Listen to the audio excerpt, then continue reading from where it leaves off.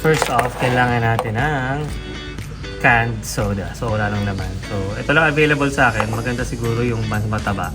Pero maliit na kasi meron. So, gamitin na natin. Kailangan din natin mag-gloves. Ayan. Para sure. Baka kasi, ano mo na. Kasugatan. Parang iwas sugat. You know. So, ayan. Mag-gloves na tayo. Siyempre, kailangan natin ng cutter. And higit sa lahat, kailangan natin ng puso. Ang puso na to yun. Ayan, pang aesthetics to mamaya. Ayan, kailangan natin ng karayom. Ayan na yan. So, ang mga steps na gagawin natin sa paggawa ng ating DIY aromatic burner. Itong dalawang can, yung isa dito, kakat natin dito yung top. Kasi yung bottom part ng isang can, ito yung mag-serve na as the vessel of the aromatics. Papatong natin siya dito. Tapos mamaya we're gonna cut parang rectangle here para doon natin malalagay yung wax na magkakos ng flame. And siya yung magbaburn ng aromatics dito. Tapos dito lalagyan natin ng design. Now, tutuldukan lang natin yung Coca-Cola para at least sa gabi kita mo yung word ng Coca-Cola. So nakita ko lang to sa YouTube, ginaya ko lang din. So let's go lang. Start muna tayo sa pagtusok. Magtusok-tusok pagka inuna mo tong taas. Yan. Yan.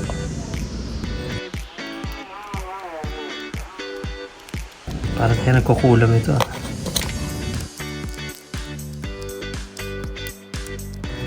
Kasi yung letter C, O naman.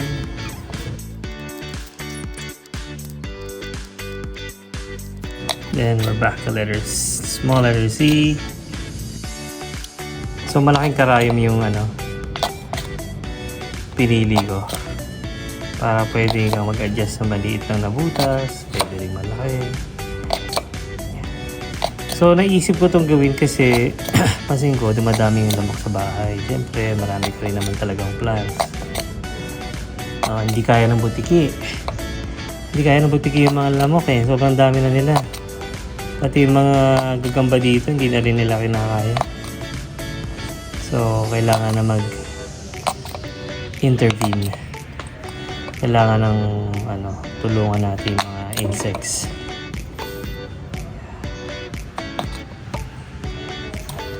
Okay, dito tayo sa coca.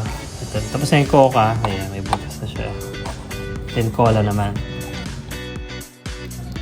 So, yung aromatic na meron tayo kasi is citronella concentrate daw at chuchu. So, hindi ko na nagagamit eh kasi tumitingin ako sa Shopee. Bibili dapat ako ng aromatic burner. Puro lang naman. 100 plus, no? Nag-range ng 100 to 300, depende. Kasi syempre, wala tayong magawa. Gawa na lang tayo. Nakita ko to sa YouTube. Yung ginawa niya, Coca-Cola din. Pero mataba yung Coca-Cola niya. Na in can. So, pangalay in fairness. Yan. So, tayo naman yung malita lang ako. Pahinga. Pwede ba magpahinga? Yan. Ibig sa bumili ka sa Shopee ng mga bagay-bagay. Kung meron ka namang raw material sa bahay, kumuha ka na lang. Dali lang naman siya. Tsaka at least may nagagawa ka pa something sustainable. Nare-recycle natin yung mga ating bagay-bagay sa bahay, mga basura. Pero actually hindi siya basura. Luya ko Dali ba talaga to? Dali lang yan. Niraratrat ko lang kasi, pero actually, you can do this in your own pace. Kaya magmadali. Wala namang humahabol sa inyo. And the last letter. The last letter na tayo. So, dahan-dahan lang sa hawak at baka madurog nyo sa mahigpit.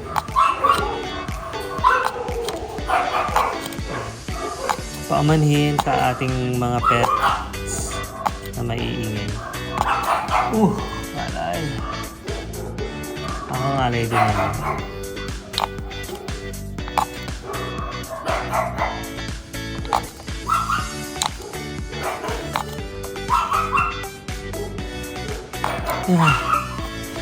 Done with Coca-Cola. Coke. Actually, gusto ko pa nga pati zero sugar. Pwede ba? Decision mo yun. Ahem.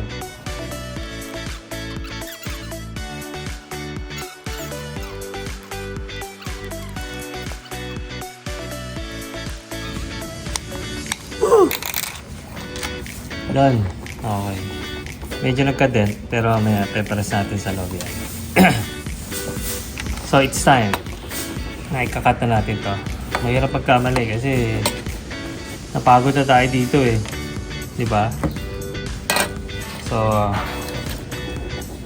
dapat huwag masyado madinahaw kasi baka madurog.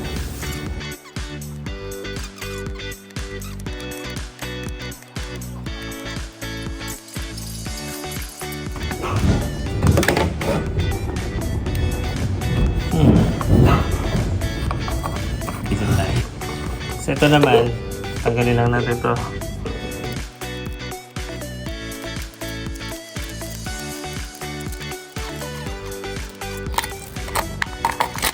Ayan.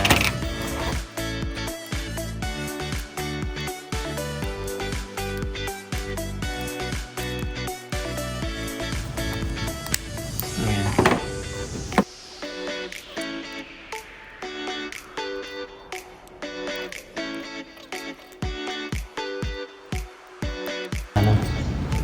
Flawless.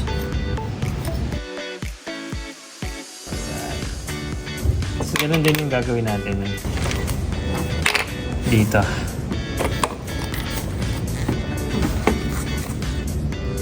So, saktuhan lang.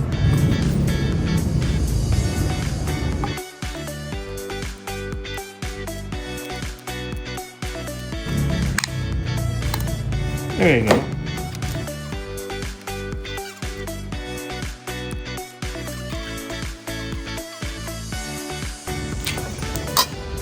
So basically that's perfect. It's not an issue. But we still need, should be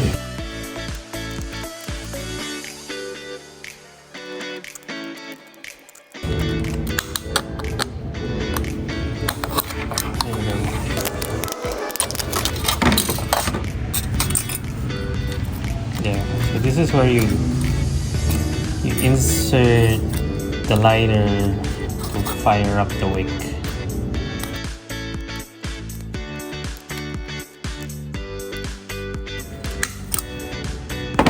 There you go. There you go. Now, ito naman.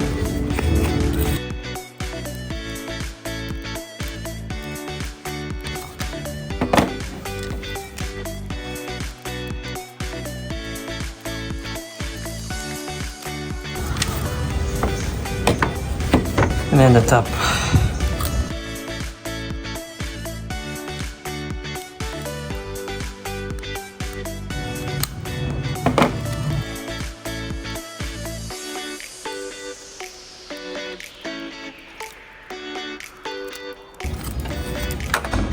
Voila.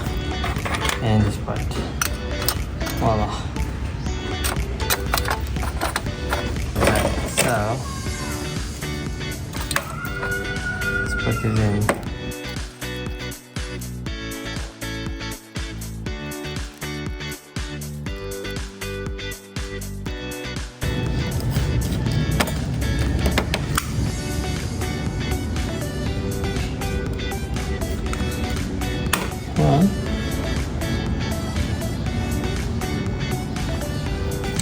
Bingo.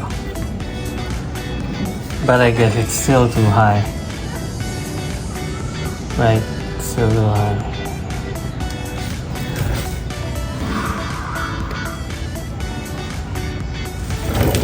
Now let's put some citronella. Let's see how it goes. Ooh la la. Look at that. Aromatic in the house. DIY aromatic burner.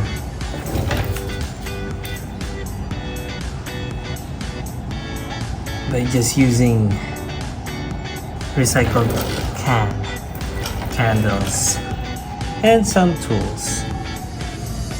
There you go. Busok siya, guys. Bubula yun. Sobrang init na. Aromatic DIY in the house. Presented by Coca-Cola. Joke lang.